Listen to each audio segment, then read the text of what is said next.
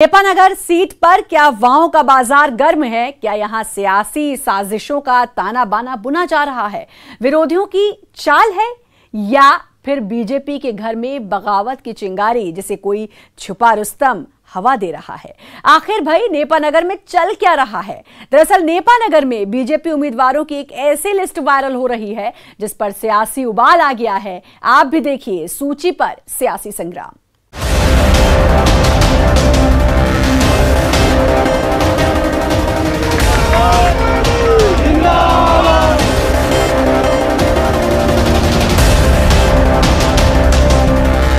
इन दिनों नेपानगर में social media में उम्मीदवार की एक लिस्ट वायरल हो रही है। इस लिस्ट से क्या नेपानगर की सियासत में उबाल आ गया है? नेपानगर में एक लिस्ट की चर्चा जोरों पर है जिसमें नेपानगर से बीजेपी की उम्मीदवार पूर्व विधायक मंजू दादू को बताया गया है। देखिए, ये लिस्ट कंप्यूटर से कई मास्टर रहते हैं, वो इस प्रकार काम करते हैं। चुनाव में चुनावी स्टंट है, हमारे भाजपा विरोधी द्वारा उस प्रकार की लिस्ट डाली गई है। हमारे यहाँ पर एक व्यवस्था है, कोई भी सूची जारी होती है तो कार्यालय प्रभारी जारी करते हैं। राष्ट्रीय अध्यक्ष जी के कार्यालय से कुछ जारी होता है तो वहाँ अरुण सिंह कार्यालय प्रभारी है, उनके द्वारा जारी होती है। प्रदेश कार्यालय से कोई सूची जारी होती है तो है हमारे सत्यभूषण सिंह जी जो कार्यालय प्रभारी, उनके माध्यम जारी होती है। कांग्रेस ने अपने कैंडिडेट की पहली और दूसरी लिस्ट जारी कर दी, जहां कई जगह से बगावत की खबर आ रही है।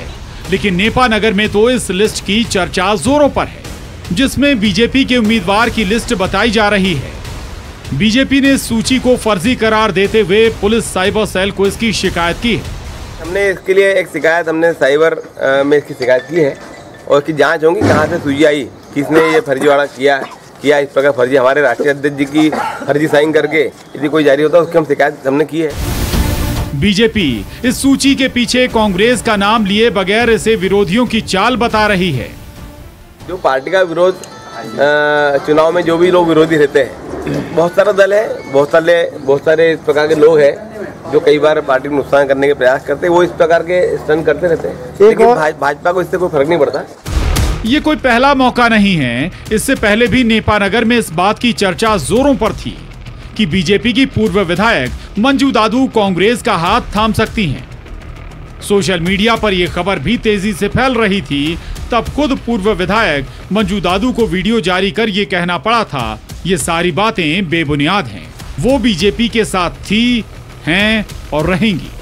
विगत दिनों मैंने सोशल मीडिया में और न्यूज़पेपर में कुछ भ्रमिक न्यूज और पत्रकारों के माध्यम से कुछ ऐसी खबरें सुनी हैं कि मैं अन्य दल में जाकर उनका दल अपनाना चाहती हूं, तो ये सारी खबरें गलत है। मैं हमेशा शिवराज जी के साथ थी, शिवराज जी के साथ हूं और शिवराज जी के साथ रहूंगी। पहले बीजेपी से पूर्व विधायक मंजू दादू का कांग्रेस में शामिल होने की चर्चा और अब इस सीट से उनके उम्मीदवारी पर मोहर की ये लिस्ट,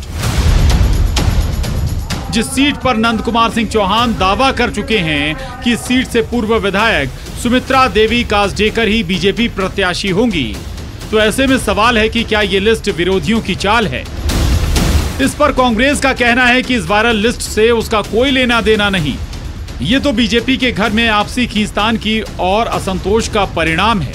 आपसी इनका जो एक अपना वर्चस्व दिखाने के चक्कर में, गुटबाजी के चक्कर में इस प्रकार की हरकत हो रही है। भाजपाइयों से हमें क्या ले लेना, जो खुद जनता की नहीं हुए, जो किसी की नहीं हुए, तो उनकी तो हार सुनिश्चित है। चर्चा तो ये भी है कि पूर्व विधायक मंजू दादू की उनकी समर्थकों के साथ एक मीटिंग भी हुई है। ऐसे में सवाल है कि क्या ये कोई सियासी साजिश है या फिर बीजेपी के घर बगावत की सुगबुगाहट? आखिर कौन है जो चालें चल रहा है?